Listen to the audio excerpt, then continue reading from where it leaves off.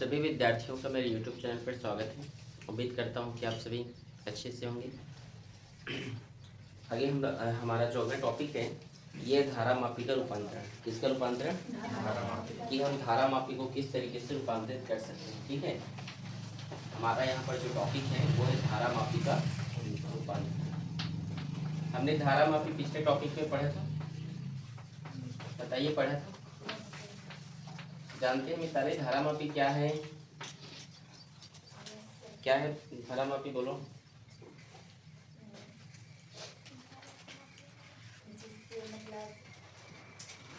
बोलो। दृष्टिबाधित धारा? दृष्टिबाधित मतलब तो अंधा होता है रे। ऐसे बोला, दृष्टिबाधित धारा बोलती। ठीक है, नेत्रहीन लोगों को कहते हैं दृष्टिबाधित। ठीक है, चलिए धारा मापी को हम दो रूप में बांटते हैं। यहाँ पर मैं इसको इस तरीके से दोनों में डिफरेंट करके पढ़ा रहा हूँ। ठीक है, ठीक है ना। एक होता है अमीटर, हम धारा मापी को अमीटर के रूप में बांट सकते हैं, और वोल्ट मीटर। किसमें? आपने इसके पहले जो स्टैंड पढ़ा था, पूरा स्टैंड का कैलकुलेशन ये है, समझिए। ठीक है, पूरा स्टैंड का क्या है, ये कैलकुलेशन है। ठीक है, मतलब इसमें भी क्या होता है, निम्न प्रतिरोध का क्या होता है, तार होता है, जिसको क्या करते हैं, समांतर क्रम में जोड़ते हैं। ठीक है, आ रहा है समझ में? कैसे तार होता है? यह निम्न प्रतिरोध का तार होता है। ठीक है, लिखते रहो यहाँ पे। चलिए, या कम प्रतिरोध लिख सकते हैं। ठीक है, निम्न प्रतिरोध का तार, जिसे कैसे क्रम में जोड़ते हैं, समांतर क्रम में जोड़ते हैं। समझ आया यहाँ तक? ये अमीटर है। ठीक है, और अगर हम जैसे इसके आप परिपथ भी बना देते हैं, परिपथ वही जो आप उसमें देखे थे सेंट में। ठीक है, आ रहा है समझ में क्रिश? Yes sir. आप यहाँ से आई धारा प्रवाहित किए तो ये आई जी,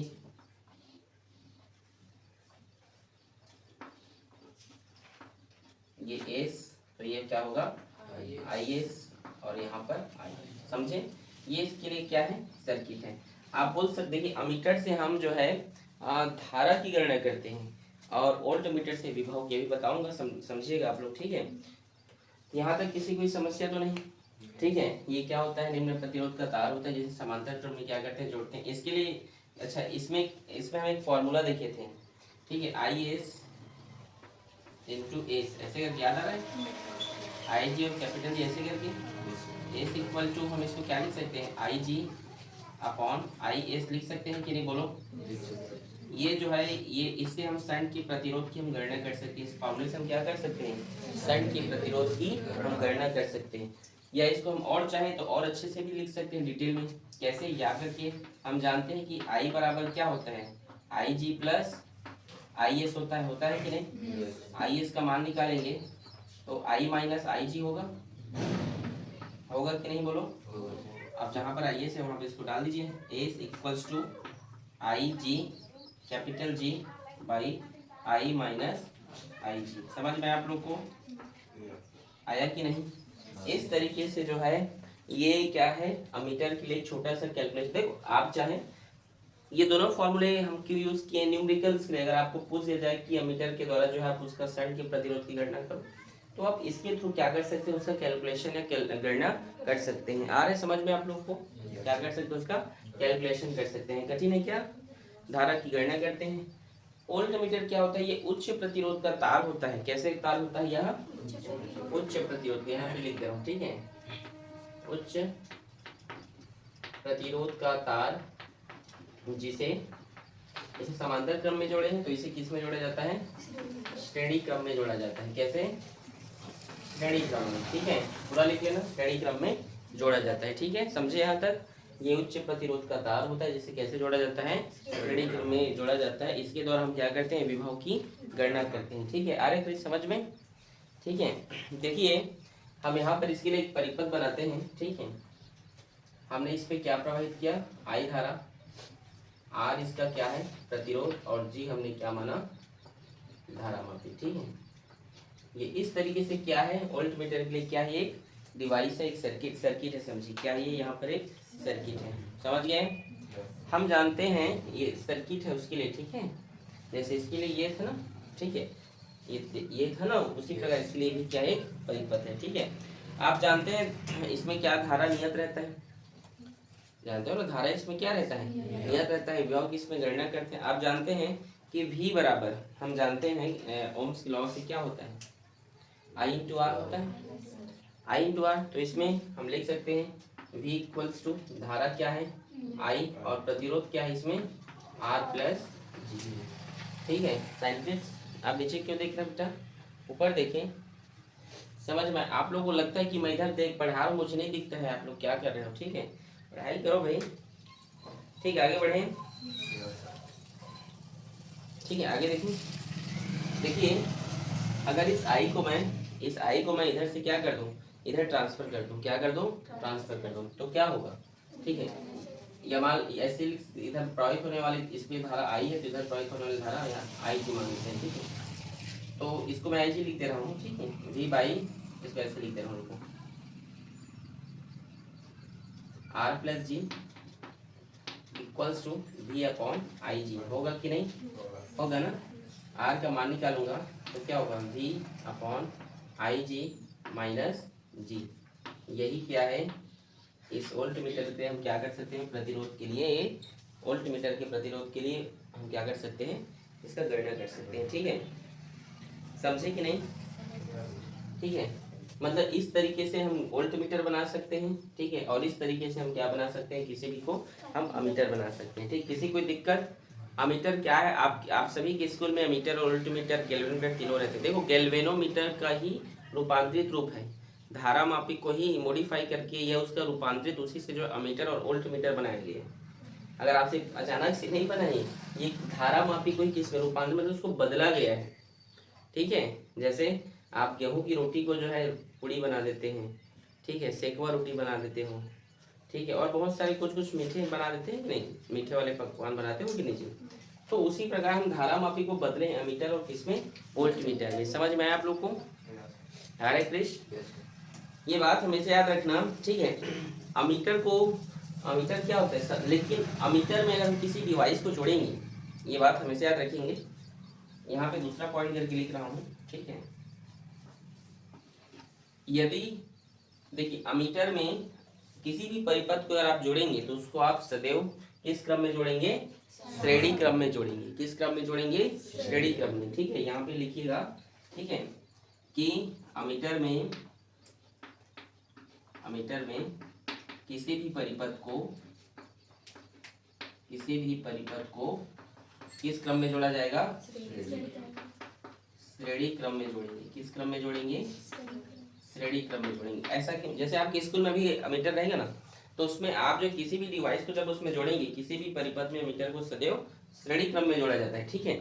मतलब अमीटर को आप क्या करेंगे, श्रेणी क्रम में जोड़ेंगे किसी भी डिवाइस के साथ। आ रहे समझ में, ये नहीं कि उसको समांतर क्रम में जोड़ दे। समांतर क्रम में जोड़ दोगे तो क्या हो जाएगा पता है, बताऊंगा अभी, ठीक है।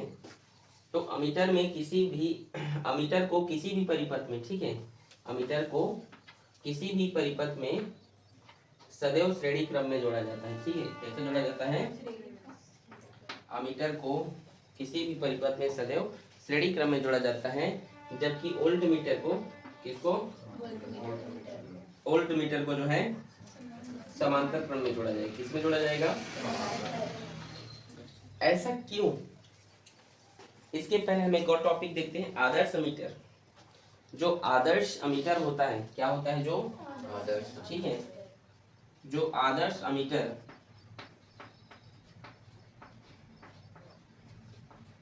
आदर्श अमीटर का प्रतिरोध, एक आदर्श अमीटर किसे कहेंगे, एक आदर्श अमीटर आप उसे कहेंगे जिसका प्रतिरोध क्या हो, शून्य हो, क्या हो। और एक आदर्श वोल्टमीटर किसे कहेंगे, जिसका प्रतिरोध क्या है, एक आदर्श वोल्टमीटर उसे कहेंगे जिसका प्रतिरोध क्या हो, अनंत हो। क्या हो जी, अनंत हो। आदर्श वोल्टमीटर का प्रतिरोध क्या होता है, अनंत होना चाहिए। आदर्श अमीटर का प्रतिरोध शून्य हो और आदर्श वोल्टमीटर का प्रतिरोध क्या हो, अनंत हो, ठीक है। अब यहाँ पर आपके मन में प्रश्न आ जाए कि सर श्रेणी क्रम में क्यों जोड़ना चाहिए, तो देखिए इसके कारण क्या है, यदि हम अमीटर को किसी भी परिपथ के साथ यदि श्रेणी क्रम में नहीं जोड़ेंगे, किसमें नहीं जोड़ेंगे, समांतर में जोड़ दिए, किस में जोड़ दिए, तो अगर हम समांतर में जोड़ देंगे तो उस परिपथ में इतना धारा प्रवाहित होगा, इतना करंट फ्लो होगा कि वह डिवाइस वह क्या हो जाएगा, वह डैमेज हो जाएगा, टूट जाएगा, खराब हो जाएगा। समझ आ रहा है, आया कि नहीं मिताली? क्यों जोड़ते हैं, यदि आपसे पूछे कि अमीटर को किसी भी परिपथ में श्रेणी क्रम में क्यों जोड़ते हैं हमेशा सदैव, तो आप बोलना सर अगर समांतर क्रम में जोड़ दोगे ना तो डैमेज हो जाएगा वो। क्यों होगा डैमेज? क्योंकि भाई आदर्श अमीटर क्या है, उसका प्रतिरोध शून्य होना चाहिए। अगर प्रतिरोध शून्य है मतलब अगर उसे तुम समांतर में जोड़ दोगे, ठीक है, तो क्या होगा, अन्य डिवाइस के साथ समांतर में जोड़ दोगे तो उसमें बहुत ज्यादा क्या होगा, करंट फ्लो होगा, जिससे वो डिवाइस क्या हो जाएगा, खराब हो जाएगा। अब प्रतिरोध है ही नहीं उसमें, क्या नहीं है, तो ज्यादा अधिक धारा प्रवाहित होकर डिवाइस खराब नहीं होगा। समझे कि नहीं? दूसरी बात, वोल्टमीटर को सदैव समांतर क्रम में जोड़ना चाहिए। अगर आप समांतर क्रम में नहीं जोड़ेंगे, यदि उसको आप श्रेणी क्रम में जोड़ दिए, उसके साथ कैसे जोड़ दिए, यदि इस प्रकार से श्रेणी क्रम में जोड़ दिए, जो दिख रहा है इस टाइप से श्रेणी क्रम में जोड़ दिए, और मैंने कहा कि इसका प्रतिरोध अनंत है, बहुत ज्यादा है, तो जब तुम डिवाइस की इसको जोड़ेंगे समांतर क्रम में तो वो क्या करेगा, उसका सब पूरा का पूरा करंट को वही पकड़ लेगा, ये वो तो आगे जाने ही नहीं देगा, तो मेजर कैसे होगा वो। और ये जीरो है मतलब पूरा का पूरा डिवाइस खराब हो जाएगा इसमें। अब समझे, समझ आ रहा है कि नहीं? ये आर आगे जाने नहीं देगा इसको, क्यों, क्योंकि इसका प्रतिरोध अनंत रहेगा। अगर समांतर क्रम में क्या बोल दिया, उल्टा बोल दिया था क्या, देखो यदि आप जो है वोल्टमीटर को हमेशा किस में जोड़ोगे, समांतर क्रम, वोल्टमीटर को जो है किसी दूसरे परिपथ के साथ किस में जोड़ोगे, समांतर क्रम में जोड़ोगे। किस क्रम में जोड़ोगे, समांतर क्रम में जोड़ोगे। श्रेणी क्रम में जोड़ने से क्या हुआ, ये देखो श्रेणी क्रम में है ये, अगर श्रेणी क्रम में जोड़ दोगे, किस में जोड़ दोगे, श्रेणी क्रम में जोड़ दोगे, तो इसका प्रतिरोध तो अनंत होता है, पूरा का पूरा धारा को अपने पास की वो रख लेगा और आगे जाने नहीं देगा। इसलिए हम किस क्रम में जोड़ते हैं, उसको ऐसे समांतर क्रम में जोड़ते हैं, जिससे क्या हो, धारा आगे बढ़े। समझ में आया कि नहीं? इसको नोट करें इसको।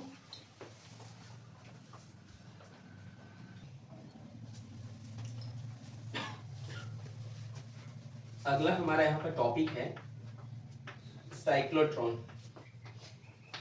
क्या जी,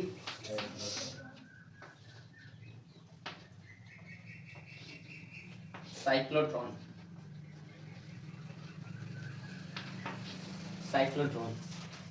देखिए जिस प्रकार आप इसके पहले जो है अल्फा कण को त्वरित करने वाला एक पढ़े थे, जिसका नाम क्या था बोलिए, इसके पहले कुछ पढ़े थे ना, एक डिवाइस संट, किसे पता है, वान डी ग्राफ। क्या पढ़े थे, वान डी ग्राफ बहुत ज्यादा खतरनाक था। ये उतना खतरनाक नहीं है, उसमें भी आप जो है न्यूक्लियर फिजन कराते थे, कोलिजन कराते थे कि नहीं, इसमें भी वही है। पॉजिटिव कण का हम क्या करते हैं, यहाँ पर अल्फा कण त्वरित किया जाता है। मतलब अगर आपसे पूछा जाए, देखिए अगर आपसे पूछा जाए साइक्लोट्रॉन क्या है, अगर आपसे कोई पूछ दे कि साइक्लोट्रॉन क्या है, तो आप बोल सकते हैं साइक्लोट्रॉन एक ऐसा डिवाइस है, एक ऐसी युक्ति है। साइक्लोट्रॉन क्या है, एक ऐसी युक्ति है जिसकी सहायता से अल्फा कण प्रोटॉनों या न्यूट्रॉनों को क्या किया जाता है, त्वरित किया जाता है। ठीक है, क्या किया जाता है, त्वरित किया जाता है। ठीक है, तो यहाँ पे मैं लिख दे रहा हूँ, साइक्लोट्रॉन क्या है, अल्फा कण को त्वरित करना। क्या करना, त्वरित करना, मतलब इसके त्वरण को बढ़ाना, और त्वरण को बढ़ाकर क्या करते हैं, वहां पर हम न्यूक्लियर फिजन कराते हैं, नाभिकीय विखंडन कराते हैं। आ रहे समझ, इतना अधिक बढ़ाया जाता है, बहुत अधिक ना, थोड़ा मोड़ा नहीं, इतना अधिक बढ़ाया जाता है जिससे क्या हो जाए, न्यूक्लियर फिजन, न्यूक्लियर कोलिजन हो जाए। ठीक है, उसी को हम क्या कहते हैं, उसी को हम साइक्लोट्रॉन कहते हैं। साइक्लोट्रॉन एक ऐसी युक्ति है जिसकी सहायता से हम क्या करते हैं, अल्फा कण, प्रोटॉन या न्यूट्रॉनों को हम क्या करते हैं, त्वरित करते हैं। समझ में आप लोग को? और इतना अधिक बढ़ाते हैं, बोल रहा हूँ ना कि त्वरण को इतना अधिक बढ़ाया जाता है, थोड़ा मोड़ा नहीं, इतना अधिक बढ़ाया जाता है कि जो है क्या हो जाए, टारगेट को सीधा किल करे। समझ में आया? तो देखिए साइक्लोट्रॉन तो आप लोगों को समझ में आया। सबसे पहले हम इसके स्ट्रक्चर तैयार करते हैं कि किस प्रकार का ये होता है। बड़े ध्यान से देखना। आप जानते हैं इसको सबसे पहले किस शेप में काटते हैं, आपको बताया था, इस तरीके से बताया था ना। ऐसे पढ़ते आ रहे हैं बहुत टाइम से, ठीक है। ठीक है जी, ये क्या है, ये एक नाल चुंबक है, समझिए क्या है, यह एक नाल चुंबक। अब ये टाइम तो ऐसे बन रहा था सर, बोल दो आप चाहे तो ऐसे ही बना सकते हैं, आपकी इच्छा है, ठीक है ना। आ रहा है समझ में। इनके बीच में एक डी आकार का एक तांबे का एक खोखला जो है प्लेट है, जिसका नाम होता है डीज। क्या नाम होता है, डीज। इसका नाम है D1, इसका नाम है D। इसको डीज कहा जाता है। क्या कहा जाता है इसको, डीज कहा जाता है, ठीक है। और यहाँ से ये होता है, ये जो आप देख रहे हैं ये होता है टारगेट को किल करना, ठीक है। इसके द्वारा क्या किया जाता है, टारगेट को किल किया जाता है। आ रहे समझ, टारगेट को क्या किया जाता है, किल। अगर यहाँ पे टारगेट रखा है तो उस टारगेट को कॉलिजन कराते हैं। क्या कराते हैं, उसके साथ कॉलिजन, टक्कर कराते हैं, ठीक है। और ये कैसा चार्ज होता है, यहाँ पर ये माइनस प्लेट होता है। ये कैसा प्लेट होता है, ये माइनस प्लेट। समझ में आ रहा है चित्र आप लोगों को। एक अवतल चुंबक देख रहे हैं, यहाँ पर अवतल शेप में काटा गया है नाल चुंबक को, जहाँ पर जो है एक खोखला जो है तांबे का, किसका, तांबे का एक खोखला, जिसको आप डीज के नाम से जानते हैं, डीज D1 और डीज D2 यहाँ पे है, ठीक है। और यहाँ पे इस पॉइंट से जुड़ा हुआ है माइनस प्लेट, जिसको जो क्या करता है, टारगेट को किल करता है। टारगेट को क्या करता है, वह किल करता है, ठीक है। ये प्लेट हमेशा कैसे होता है, नेगेटिव होता है, ठीक है। कैसा होता है, माइनस होता है, ठीक है। इसको हम क्या कर रहे हैं, इसको हम क्या करेंगे, इसको और यहाँ से इस प्रकार से थोड़ा मिटा दे रहा हूँ।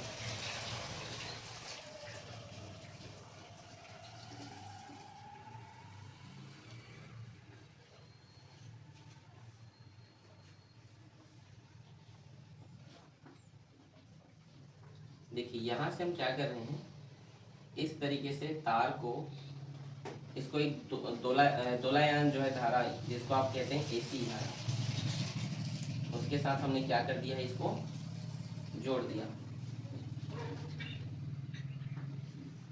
किसके साथ हमने इसको जोड़ दिया,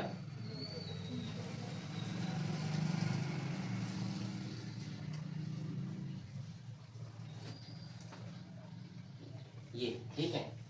देखो इस ये ऐसी धारा है, ये क्या होता है, एक बार पॉजिटिव होता है और यह एक बार क्या होता है, यहाँ नेगेटिव होता है, ठीक है। इसको आप दोलामान धारा या दोलित्र धारा भी आप बोल सकते हैं, ठीक है। क्या बोल सकते हैं, दोलायन या दोलित्र धारा के नाम से भी आप इसे जानते हैं, ठीक। इस तरीके से हमने इसको क्या कर दिया, इसको हमने जोड़ दिया। समझ में आया यहाँ तक आप लोग को, कोई समस्या किसी को, ठीक है। ये है क्या, ये डिवाइस है, ठीक है। समझ आ गया डिवाइस कैसे है, एक बार ये पॉजिटिव होता है, एक बार, हमेशा आप जानते हैं कि आपके घर में जो AC करंट है, एक बार पॉजिटिव होता है, एक बार नेगेटिव। अगले चैप्टर में हम पढ़ाएंगे, ठीक है। तो यहाँ तक किसी कोई दिक्कत, इसका मैग्नेटिज्म क्रिया विधि समझाता हूँ, ठीक है, कि इसकी क्रिया विधि क्या होती है। अच्छा, यहाँ पर एक फिलामेंट होता है, जो F होता है, F फिलामेंट, ठीक है। F क्या है यहाँ पे, फिलामेंट, ठीक है। तो यहाँ फिर से बोला, तांबे का एक खोखला होता है, जिसे आप डिस्क कहते हैं। क्यों कहते हैं डिस्क, क्योंकि यहाँ D के आकार के होने के कारण इसे क्या कहा जाता है, डिस्क कहा जाता है। जब यहाँ से हम पावर देते हैं उसको, जब हम क्या देते हैं जी, धारा प्रवाहित करते हैं, तो धारा प्रवाहित करते हैं, ठीक है। तो जब धारा प्रवाहित किया जाता है यहाँ पे, जब ये फिलामेंट है, ठीक है, जब इस धारा प्रवाहित होती है तो क्या होता है, इस बार जो है एक इस प्रकार से घूमने लगता है, इस प्रकार से क्या होने लगता है, यह गोल गोल गोल गोल गोल गोल क्या होने लगता है, यह घूमने लगता है। एक बार पॉजिटिव चार्ज D1 में, एक बार नेगेटिव चार्ज D2 में, एक बार पॉजिटिव चार्ज D2 में, तो एक बार नेगेटिव चार्ज D1 में। इस प्रकार से बार बार दोहराते रहता है, पुनरावृत्ति होते रहता है। समझ में आया। जब धारा, इस सबको लिखना है, ठीक है ना। जब धारा प्रवाहित किया जाता है तो क्या होता है, वहां पे उसके अंदर में वहां गोल गोल गोल गोल गोल गोल क्या करने लगता है, घूमने लगता है, ठीक है। और एक बार ऐसी स्थिति आती है, और ये सभी पॉजिटिव चार्ज होते हैं, ठीक है, क्या होते हैं सभी। और एक बार जब ये अंतिम कक्षा में पहुंच जाता है, कहाँ पहुंच जाता है यह, जब अंतिम कक्ष में पहुंच जाता है, तो ये जो प्लेट है ये नेगेटिव होता है, क्या होता है, और इसको तुरंत अपनी ओर क्या कर लेता है, वह खींच लेता है, आकर्षित कर लेता है और अपने टारगेट को क्या कर देता है, कोलिजन करता है, जिससे क्या होता है, न्यूक्लियर फिजन होता है, ठीक है, नाभिकीय विखंडन होता है। समझे कि नहीं? ये सभी पॉजिटिव चार्ज को क्या कर लेता है, खींच लेता है, सभी पॉजिटिव चार्ज को खींच लेता है और नाभिकीय विखंडन की क्रिया फिर यहाँ पर होती है। समझ में आया? लिख लोगे आप लोग इस तरीके से, ठीक है। तो सबसे पहले इसमें हम इसे बहुत सारे कैलकुलेशन से गाइनो रेडियस, ठीक है, ठीक है, गाइनो रेडियस क्या होता है देखते हैं, ठीक है। यहाँ पे लिखते हो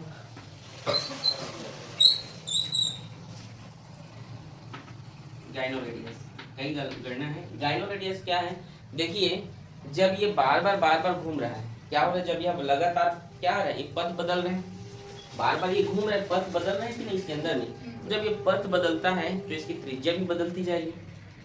नहीं समझे? गाइनो रेडियस क्या, अगर आपसे कोई पूछ देंगे तो इस डिवाइस में जो है एक बार क्या, ये पॉजिटिव चार्ज जो ये क्या बार बार उसमें क्या है, राउंड करके घूम रहा है, घूमने के कारण क्या होगा, घूमने के कारण एक बार ये पॉजिटिव, सॉरी, घूमने के कारण इसकी जो त्रिज्या है, क्या है इसकी त्रिज्या, वो बार क्या होती रहेगी, यहाँ बदलती रहेगी, उसी को हम गाइनो रेडियस कहते हैं, ठीक है। तो इसमें जो बल कार्य करेगा वो कौन सा बल होगा, लॉरेंज बल। कौन सा बल, लॉरेंज बल। लॉरेंज बल क्यों होगा, क्योंकि लॉरेंज ने बताया था कि चुंबकीय क्षेत्र और विद्युत क्षेत्र, पहले से चुंबकीय क्षेत्र निर्मित था और विद्युत क्षेत्र, इसके कारण इनके बीच में क्या लग रहा है, ये दोनों एक साथ कार्य कर रहे हैं, दोनों एक साथ क्या कर रहे हैं, कार्य कर रहे हैं, तो वहां पर जो बल कार्य करेगा वो क्या है, वहाँ लॉरेंज बल है, ठीक है। तो लॉरेंज बल का फॉर्मूला जानते तो हैं आप लोग, बोलो क्रिश क्या होता है?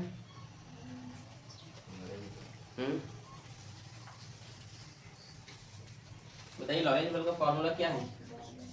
F बराबर क्यू भी और बी साइन थीटा, लेकिन यहाँ पर थीटा क्या है, 90 डिग्री होगा। क्यों होगा, क्योंकि ये जो बार बार पद बदलता है तो अपने अक्ष पर क्या होता है, लंबवत होता है, जो क्या होता है वह 90 डिग्री होता है। क्या होता है, पहले भी हम इस चीज को पढ़ लिए हैं, तो इसलिए थीटा 90 तो साइन 91 होगा, ठीक है। और हम जानते हैं अगर कोई भी चीज गोल गोल घूम रहा है तो गोल गोल तभी घूमेगा जब उस पर अभिकेंद्र बल लगेगा। क्या लगेगा, बिना अभिकेंद्र बल को गोल गोल नहीं घूम सकता। आर बिना अभिकेंद्र बल के, आप 11वीं में सब पढ़े हो, तो अभिकेंद्र बल का फॉर्मूला क्या होता है, mv² बटे r। समझे, ये दोनों सेम है, ठीक है, एक साथ लिखिए दोनों को, mv² बटे, यहाँ से एक ही से कैंसिल हो जाएगा, ये r इधर भाग में उधर जाएगा तो गुणा में, और m भी ये दोनों गुणा में इधर आएगा तो भाग में। यही है गाइनो रेडियस के लिए सूत्र। किसके लिए सूत्र है ये, गाइनो रेडियस के लिए ये छोटा सा ये सूत्र है। समझ में आप लोगों को? अब इसका हम यहीं पे निकालते हैं आवर्तकाल। क्या निकाल लेते हैं, आवर्तकाल, ठीक है, आवर्तकाल हम इसका निकाल दे रहे हैं यहाँ पर अभी आवर्तकाल। तो आवर्तकाल क्या होता है, देखिए आप जानते हैं आवर्तकाल क्या होता है, जानते हो, किसको पता है, पढ़ाए थे, ठीक है। हाँ बोलो क्या होता है, बोलो। एक चक्कर में कितनी दूरी तय कर लेता है, ठीक है। आर सोने एक चक्कर में कितना दूरी तय कर लेता है, ठीक है उसकी। तो यहाँ पे आवर्तकाल को हम किससे नोट करते हैं, अभी आप जानते हैं, टी से, और आपने पढ़ा है 2 पाई r बटे, आज कुछ ज्यादा ही गाड़ी चल रहे हैं, नहीं कैसे, कैसे कृष्ण, T equal to 2 pi r बटे क्या है यहाँ पे v, ठीक है, क्योंकि समय बराबर होता है, क्या होता है, दूरी बटे वेग। आप जानते हैं समय बराबर क्या होता है, दूरी बटे वेग होता है, ठीक है, इस चीज को आप जानते हैं। तो चलिए देखिए आगे, t equals to 2 pi r का मान यहाँ पर गिवन, उसको डाल दीजिए, एम भी बटे क्यू भी, भी का भी, इस बीच ये भी कैंसिल हो गया, t equals to 2 pi m बटे क्यू भी, ये क्या है, इसके आवर्तकाल के लिए छोटा सा सूत्र है। समझ में आया? अब इसकी मैं आवृत्ति निकाल दे रहा हूँ। क्या निकाल दे रहा हूँ, आवृत्ति, ठीक है। आवृत्ति कैसे निकलेगा, क्या हुआ, ठीक है, आवृत्ति, आवृत्ति को म्यू से डिनोट करते हैं, आप जानते हैं, इस तरीके से, जो आवर्त काल का 1/T होता है, पता है ना? ठीक है, तो आगे देखिए म्यू इक्वल्स टू 1/T मतलब Q/D/2πm। ये इसके लिए क्या है, यहाँ सूत्र है। मतलब भाई T का मान है क्या है 2πm और Q भी, तो नीचे जाएगा तो नीचे वाला ऊपर चल देगा और ऊपर वाला नीचे आ जाएगा। समझ में आया कि नहीं? देखिए ये जितना पढ़ा है पेपर में नहीं आने वाला, ठीक है, बहुत कम पूछते हैं, ना के बराबर। ठीक है, पूछ दे तब बताना है, पूछ देगा तब बताना, नहीं पूछेगा तो इन सबको बताने की जरूरत नहीं है। और ये सब बहुत कम पूछते हैं, ना के बराबर, ठीक है। लेकिन इसके बाद अभी जो डेरिवेशन बना रहा हूँ ये पूछते हैं, ठीक है, आ रहा है समझ में? अगर अभी जो मैं डेरिवेशन बनाऊंगा जिसको कहते हैं अधिकतम धारा, क्या कहा जाता है? अधिकतम धारा या सॉरी अधिकतम गतिज ऊर्जा के लिए जो धारा हमें निकालना है, किसके लिए? अधिकतम गतिज ऊर्जा के लिए। किसके लिए? अधिकतम गतिज ऊर्जा के लिए। तो जो अधिकतम गतिज ऊर्जा के लिए जो हम निकालेंगे यहाँ पे, ठीक है, तो वही सब बनाइएगा। ये सब मैं इरेज कर दे रहा हूँ, ठीक है, समझे कि नहीं आप लोग यहाँ तक? ये पूछेगा तभी इसका उत्तर देना, लेकिन अधिकतर क्या पूछा जाता है? अधिकतम गतिज ऊर्जा, ठीक है। तो चलिए बता रहे हैं उसको, ठीक है, बनेगा इसी तरीके से लेकिन थोड़ा अलग तरीके से, ठीक है।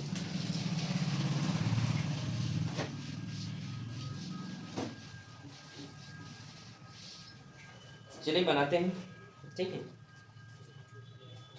तो गतिज ऊर्जा, अधिकतम गतिज ऊर्जा, तो यहाँ पर जो वेग है अधिकतम गतिज ऊर्जा, ठीक है, यहाँ पे लिख दे रहा हूँ, ठीक है,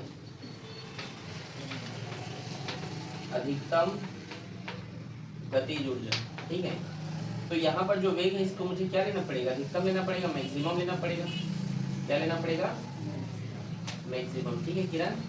और आर यहाँ पर क्या होगा? कैपिटल आर होगा। क्यों होगा? क्योंकि बाह्यतम कक्ष या अंतिम कक्ष की क्या है? ये त्रिज्या है। अंतिम कक्ष का क्या है? यह त्रिज्या है, ठीक है। आ रहा है समझ में? तो चलिए लिखते हैं mv² मैक्सिमम बटे आर बराबर QV मैक्सिमम और ये B, ठीक है। आ रहा है समझ में? यहाँ से आप देखिए एक भी से एक भी कैंसिल हो जाएगा, तो क्या बचा यहाँ पर? यहाँ बचा mv मैक्सिमम बटे आर बराबर QV। बचा कि नहीं?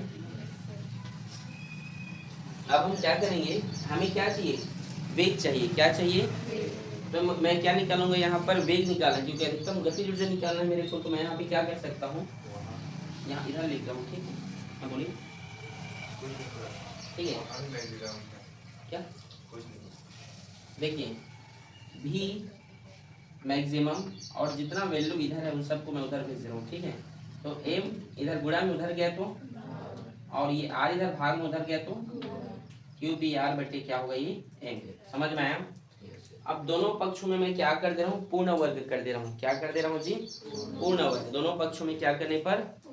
पूर्ण वर्ग करने पर। लिख लेना हिंदी में, okay. V² maximum equals to QV² D² R² M²।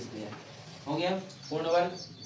दोनों पक्षों में पूर्ण वर्ग करने पर ये लिख लेना। अब लिखना 1/2 का गुणा करने पर। ऐसे क्यों कर रहे हैं सर आप? क्योंकि मुझे क्या बनाना है? काइनेटिक एनर्जी बनाना है, गतिज ऊर्जा बनाना है, ठीक है, इसलिए, ठीक है। चलिए देखिए, ठीक है, अब क्या करने पर? 1/2 का गुणा करने पर, ठीक है। तो 1/2 V² मैक्सिमम इक्वल्स टू 1/2। अच्छा यहाँ पे जो 2 बार m है ना, m² यहाँ पे 2 टाइम्स है। एक m को मैं क्या कर दे रहा हूँ? यहाँ पे ले आ रहा हूँ, ठीक है।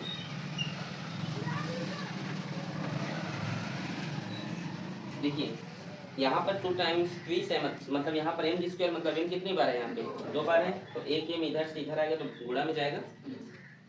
1/2 QV² D² R² बटे 1/1 बचा, ठीक है। तो ये हमारा क्या है? अधिकतम गतिज ऊर्जा के लिए छोटा सा ये क्या है? यहाँ पर ये सूत्र है। समझ में आप लोगों को आया कि नहीं? यही अधिकतम ऊर्जा के लिए क्या है? सूत्र है। अच्छे से इसको यहाँ पे लिख लो, 1/2 mv² मैक्सिमम और QV² D² R² 2m, ये इसके लिए क्या है सूत्र है। यहाँ तक जो है हमारा जो गतिमान आवेश और चुंबकत्व जो चैप्टर ये खत्म होता है यहीं पर। ठीक है, इजी लगा ये चैप्टर कि नहीं?